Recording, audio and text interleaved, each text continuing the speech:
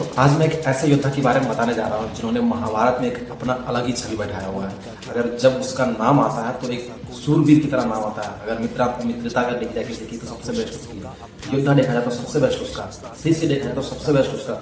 मतलब वो एक ऐसे इंसान थे जिन्होंने सब चीज़ परफेक्ट तरीके से अपना निभाया था और उनको जो दुख तकलीफ जो हुई थी उसके बारे में कोई गणना भी नहीं की जा सकती। हाँ, तो मैं बात कर रहा हूँ यंगराज कर्ण की, जिसको कुंती पुत्र भी बोला जाता है।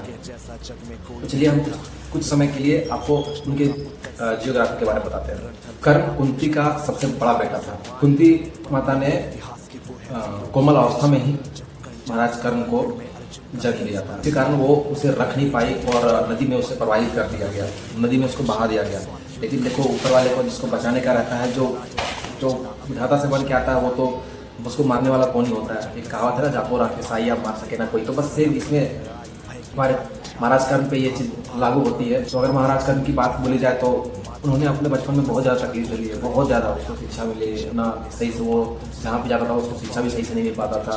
उसके बाद भगवान परशुराम से शिक्षा ली तो वो शिक्षा एक श्राप के तौर पर बदल गया, क्योंकि उनको लगा कि ये छल से लिया हुआ है। लेकिन अगर वो पहले ही बोल देता कि मैं क्षत्रिय नहीं हूँ तो शायद उसे शिक्षा नहीं मिलती।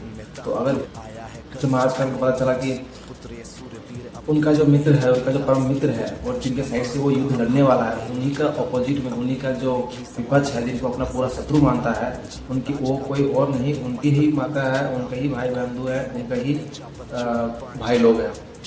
अब बताओ उस जगह पे वो कैसे लड़ा। लेकिन उन्होंने क्या किया, अपनी मित्रता को सर्वश्रेष्ठ सबसे ऊपर रखा, क्योंकि उन्होंने वचन दे रखा था अपने दुर्योधन को कि कुछ भी हो जाए हम मित्रता को तो नहीं तोड़ेंगे। कुंती माता को भी उसने एक आश्वासन दिया कि आपके जो 5 बेटे थे उसमें से 5 बेटे ही रहेंगे आपके। अभी तक आपको पता था कि कौन आपके 5 बेटे हैं, तो आपके वो 5 बेटे ही रहेंगे। भगवान श्री कृष्ण खुद कर्ण को जाके बोले कि आप एक बार नहीं, 2 बार नहीं, उनको कितनी बार बोला गया कि आप अच्छे से एक बार सोचो और आप अपनी दिशा को बदलो, अपनी मतलब जगह जो आप कौरवों की तरफ से लड़ रहे थे आप पांडवों की तरफ से लड़ो या फिर पांडवों की तरफ आ जाए। लेकिन उन्होंने नहीं, उनके लिए था सबसे सर्वश्रेष्ठ उनका मित्र ही उनका सब कुछ था। वो जो एक बार वचन दे चुके थे, मतलब कि वो अपना मित्रता को नहीं तोड़ेंगे, चाहे वो सत्य के रास्ते चढ़े और या फिर वो असत्य के रास्ते चढ़े, उनको उससे कोई मतलब नहीं था। तो ठीक है, यहाँ पे मैं मतलब ये कहानी आज इसलिए सुना रहा हूँ क्योंकि मैं ऐसे स्पोर्ट करते करते महाराज कर्ण की वीडियो आ गई जो कि बहुत ही ज़्यादा मतलब दर्दनाक थी। उन्होंने उनसे क्या नहीं छीना गया, बचपन में उनसे माँ छीना गया, जवानी में उससे शिक्षा छीनी गई, उसके बाद जब उसको जिस चीज़ की सबसे ज़्यादा जरूरत था तब उस कवच, उनका जो अंग का जो कवच था वो भी छीन लिया गया। मतलब उसको हर तरह से प्रताड़ित किया गया, हर जगह पर उसको तोड़ा गया। लेकिन से उनको अभी सभी कोई दानवीर कर्ण के नाम से जानते हैं, क्योंकि उनको जब भी कोई कुछ उससे मांगा गया है उन्होंने कभी ना नहीं बोला है।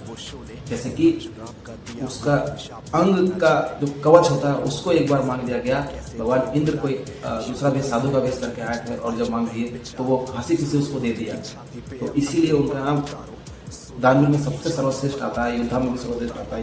योद्धा में भी जब वो लड़ाई कर रहे थे तो इस कदर लड़ाई करते थे, योद्धा में भी जब लड़ाई कर रहे थे इस कदर लड़ाई करते थे कि जहाँ पे तीनों लोग के देवता जैसे कि कृष्ण भगवान, हनुमान जी, उनका रथ जो कि बहुत ही अच्छे था, एक तरह से देखा जाए तो वो विजय रथ था, एक तरह से देखा जाए तो उनको पीछे कर देते, इतना सर्वश्रेष्ठ योद्धा थे वो। हजारों साल में एक ही बार ऐसे योद्धा आते हैं तो बिल्कुल आप सही है, और शायद उनके जैसा योद्धा और कभी देखने के लिए भी ना मिले।